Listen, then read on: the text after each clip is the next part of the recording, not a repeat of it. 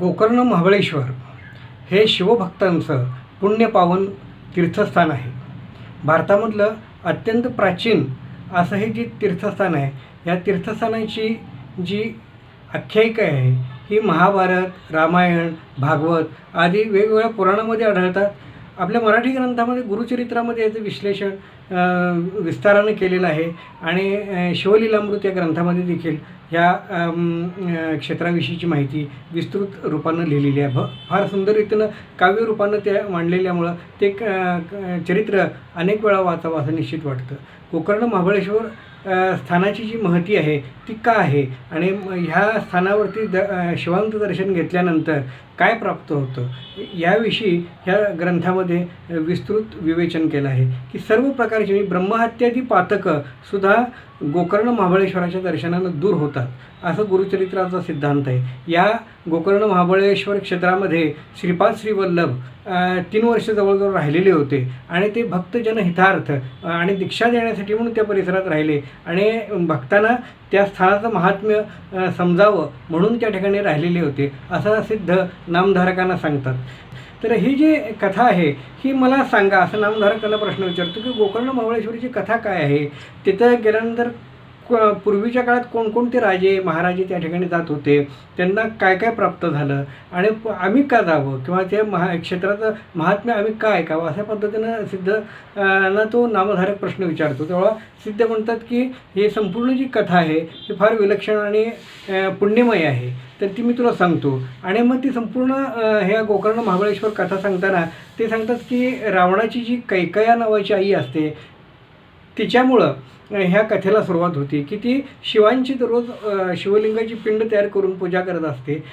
एक दिवस ती मातीचं एक शिवलिंग करून शिवांची पूजा करत असताना रावण ती या ठिकाणी येतो आणि विचारतो, आई तू काय करते? तर ती म्हणते की मी शिवांची उपासना करते, शिवलिंगाची पूजा करते. तर त्यानं काय होतं तर ती म्हणते की ह्या शिवपूजेमुळं मला कैलासपद प्राप्त होईल. तर तो म्हणतो तू रावणाची आई आहेस, तू असं कशाला अपेक्षा करतेस?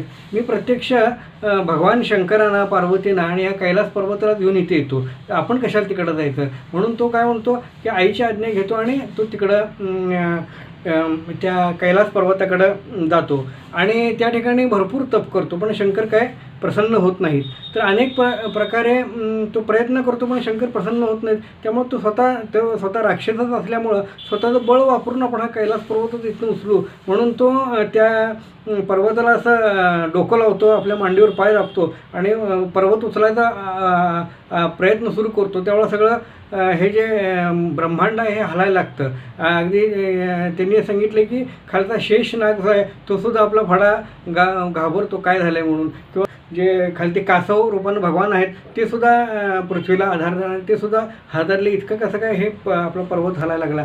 पार्वती देवीसुद्धा घाबरते आणि शंकरांना विचारते की हे सगळे देव आणि देवता स्थानं हलायला लागलेली आहेत, काय बरं झालं आपल्या कैलासाला, तुम्ही बघा एकदा असं शंकरांना जेव्हा ते पार्वती सांगते तेव्हा भगवान शंकर हसून सांगतात की माझा जो भक्त आहे रावण हा खेळ करायला लागला आहे आणि असं म्हणून ते आपल्या डाव्या हाताला असं दाबतात, कैलास पर्वतावरती असा डावा हात दाबतात. त्यामुळं काय होतं कैलास पर्वत खालती दाबला जातो आणि त्या पर्वताखालती हा रावण दाबला जातो.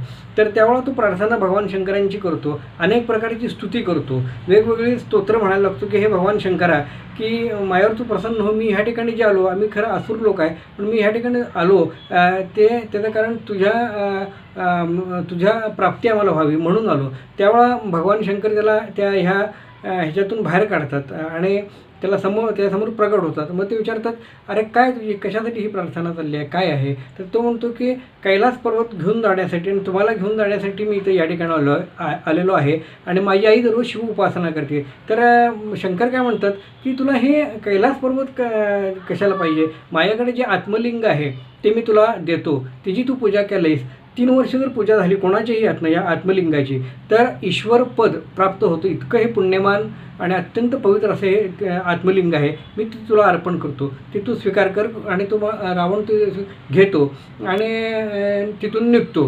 ही जेव्हा गोष्ट नारद मुनींना कळते की रावणाला शंकराने आत्मलिंग दिलेलं आहे आणि आत्मलिंग दिल्यावर हा आता सगळ्यांना भारी ठरणार कारण ह्या 3 वर्ष जर ह्यानं शिवपूजा केली तर हा ईश्वरपदावर जाईल आणि मग सगळ्या देवतांना ब्राह्मणांना काही भविष्य राहणार नाही. त्यामुळे ते पळत जाऊन इंद्राला सांगतात की अहो इंद्रदेव, तुम्ही झोपा काढताय का? प्रत्यक्ष रावणाने आत्मलिंग घेऊन गेलेला आहे आणि आता तो चांगला तुम्हा लोकांना त्रास देईल, तर काय करणार? तर ते घाबरतात आणि ते विचारतात मी आता काय करू? तर मग ते ठरवतात की आपण ब्रह्मदेवांना सांगू. मग ब्रह्मदेवांच्याकडे जातात. ब्रह्मदेवसुद्धा म्हणतात की हे चुकीचंच आहे, तर आपण सगळे विष्णूंच्याकडे जाऊ. विष्णू आता राम अवतार घेणारच आहेत, तर त्याच्या वेळेला आपण हे विष्णू प्रश्न सोडवतील. विष्णूंच्याकडे हे सगळे लोक जातात. त्यावेळेला विष्णू पण संतापतात आणि भगवान शंकरांना जाऊन विचारतात तुम्ही असा कसा काय ह्या दानव लोकांना वर देतं? हे अगोदर दुष्ट लोक असतात आणि अनेक प्रकारे देवतांना अगोदर त्यांनी बंदी बनवलेलं आहे. 33 कोटी देव बंदीवासात आहेत, त्यांना सोडवण्यासाठी मला तर पुढचा अवतार घ्यायचा आहे, तर तुम्ही असं कसं काय वर देता? आणि त्या वराद्वारे ते लोक आणखीन मगरूर होतात आणि मग आपल्या सगळ्या ह्या ब्रह्मांडाला त्रास द्यायला लागतात. तर शंकर म्हणाले की अरे त्यांनी माझी सामवेदाद्वारे किंवा वेदांची अशी अनेक प्रकारे गायनं गायलेली आहेत आणि इतकी तिने उत्तम स्तुती केली की त्यामुळे अत्यंत प्रसन्न झाला. अगदी पार्वती जरी तिने माझ्याकडनं मागितली असती तरी मी दिली असती. तर त्या रावणाने इतकी उत्तम अशी माझी भक्ती आणि स्तुती केली की त्याद्वारे मी अत्यंत संतुष्ट झालो. रावण हा अत्यंत उत्तम सामवेद वेदाज्ञ वेद जाणणारा दशग्रंथी ब्राह्मण होता आणि वेदांची जी अनेक प्रकारची गीत आहेत, त्यामध्ये अनेक जी पदं आहेत ती त्यानं गाऊन दाखवली होती. आपल्या स्वतःचे एक एक शिर कापून त्यानं त्याच्यापासून एक वाद्य बनवलं आणि त्याद्वारे तो गात होता. त्यामुळे त्याचा तो त्याग बघितला, त्याची भक्ती बघितली आणि त्यावर मी अत्यंत प्रसन्न झालो आणि त्या भक्तीद्वारे त्यानं मला प्रसन्न करून घेतल्यामुळं माझ्यातून हा वर दिला गेला. तर विष्णू म्हणाले किती वेळ झाले? तर 5 घटिका झाले आहेत. एक घटिका म्हणजे जवळजवळ 24 मिनटं. तर 5 घटिका झालेला वेळ आहे आणि हा इथनं तो शिवलिंग घेऊन गेलेला आहे. तर आता काय करायचं? विष्णूंनी आपलं सुदर्शन चक्र सूर्याच्या भोवती सोडून दिलं आणि नारद मुनींना सांगितलं की तुम्ही त्या रावणाच्या मध्ये मार्गात जावा आणि त्याला कशा पद्धतीनं झोपवता येईल ते बघा.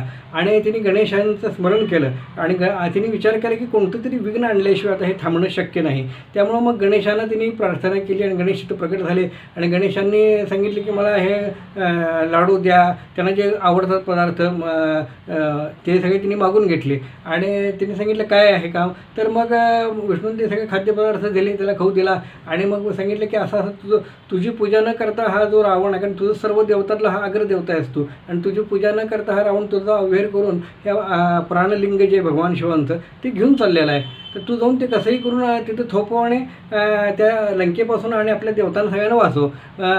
तू काहीतरी कपटवेश धारण कर आणि काही पण करून ते तिथं ह्या असुरांच्यापासून आपल्याला वाचायला लागेल.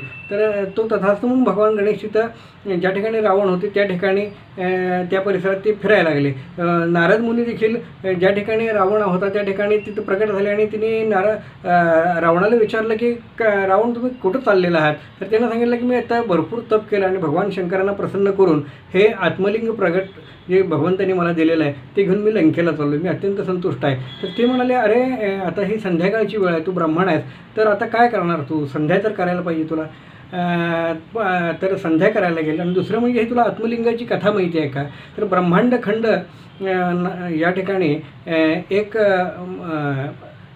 3 शिंग असलेलं एक मृग होता. त्याने सुगंध सर्व सुगंध असा शोषित केलेला आणि तो असा त्या सुगंधाच्या ह्याच्यात पडून होता. तर ब्रह्मा विष्णू महेश त्या ठिकाणी एकदा त्या ब्रह्मखंडात गेले आणि तिने त्या ह्या मृगाची अशी हत्या केली आणि ह्याला 3 शिंग आणि 3 लिंग होती. तर त्यातली एक एक लिंग तिने स्वतःकडे घेतली.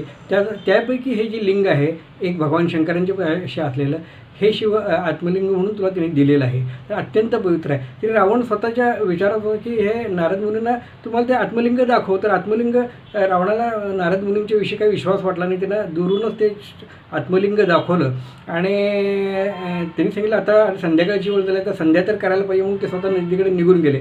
तेव्हा रावणाला वाटलं की आपला हा जो नैमित्तिक कार्य आपलं असतं की त्रिकाळ संध्या ते करायचे पूर्वीच्या काळात ब्राह्मण लोक. तर सकाळी, संध्याकाळी आणि दुपारी. तर त्यावेळेला ती संध्याचं वेळ आलं म्हणून तू इकडं तिकडं बघायला लागतो, तर तिथे एक लहान मुलगा जो असतो, गणेशाने ते लहान मुलाचं गोराख्याचं रूप घेतलेलं असतं आणि तिथलं काही गवत त्यांनी तोडत असताना तो रावण त्या मुलाला बघतो आणि रावण त्या मुलाला विचारतो, अरे बाळा कोण आहेस तू, काय आहेस? तर तो म्हणतो, तुम्हाला काय करायचं, मी कुडका असाना.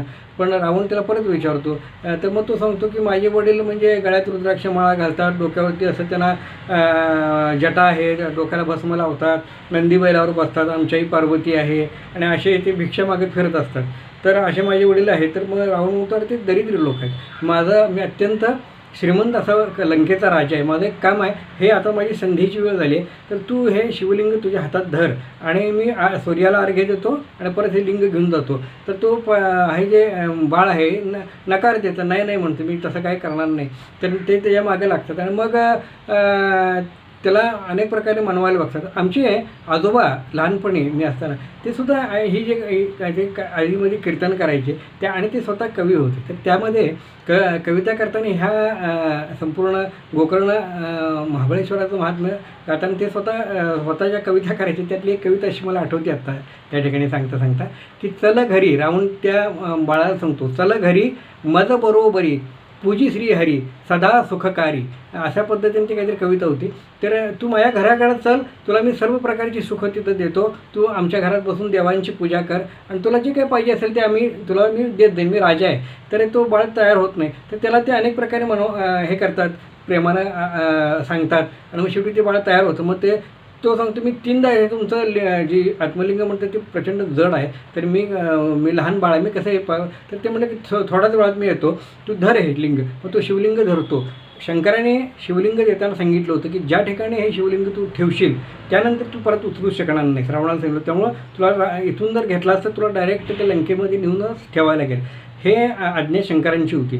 तर तो रावणाच्या मनात ती भीती होती. तर बाळा सांगतं की मी हे जमिनीवर ठेवू शकतो, मला हे काय नको. तर रावण म्हणतात की मी आता सूर्याला अर्घ्य देतो आणि आलोच म्हणतात. आणि मग ते संध्येला जातात, संध्या करतात, अर्घ्य देत असतात. तेव्हा गणेश हाक मारतात, फार जड व्हायला लागले, लवकर या.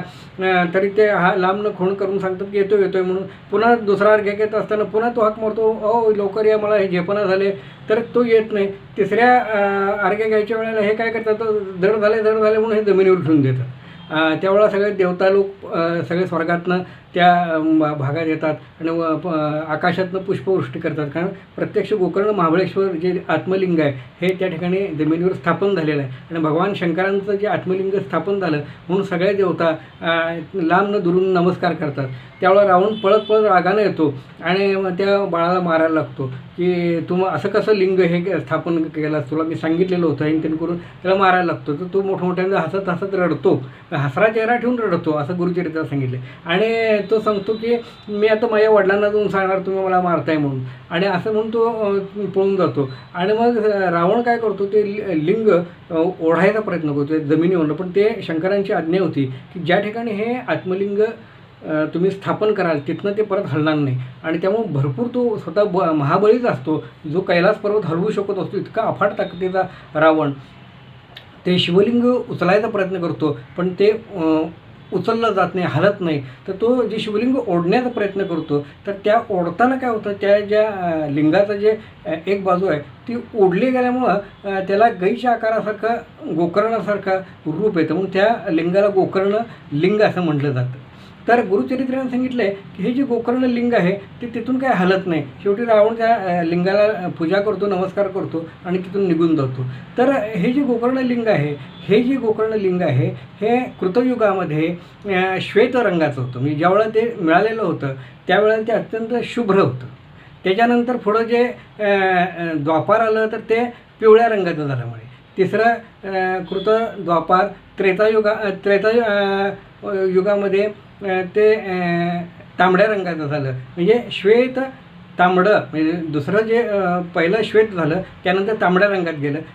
द्वापारामध्ये ते पिवळ्या रंगाचं झालं आणि कलियुगामध्ये ते काळ्या रंगाचं होतं म्हणे. आणि ह्याचं जे मूळ आहे हे सप्त पाताळाखालती आहे असं गुरुचरित्रात लिहिलं आहे की ह्याचं जे आत्मलिंगाचं मूळ आहे कुठं आहे तर सप्त पाताळाखालती अशा पद्धतीनं हे शिवलिंगाचं स्थान आहे आणि ते हलत नाही, इतकं ते विस्तृत आणि मोठं आहे. तर त्यामुळं ज्या ठिकाणी ते स्थान आजही आपण बघू शकतो, ते गोकर्ण महाबळेश्वर लिंगस्थान जे आहे ते अत्यंत पवित्र आहे. तिथं सर्व प्रकारची जी देवता आहेत ते आराधना करायला येत असतात आणि आराधना करतात. त्यामुळं तिथलं जे महात्म्य आहे ते अत्यंत पुण्यप्रद आहे. आणि एकदा तरी चुकून जरी कोणीही त्या गोकर्ण महाबळेश्वर क्षेत्रामध्ये जाईल तर त्याची अनेक प्रकारची पापं दूर होतात. चुकून जरी तो माणूस गेला तरी त्याचा ब्रह्महत्यादी पातक म्हणजे जी पापं कधीच हटत नाहीत अशी पापंसुद्धा त्या स्थानमहात्म्यामुळं दूर होतात असं गुरुचरित्राचं सांगणं आहे.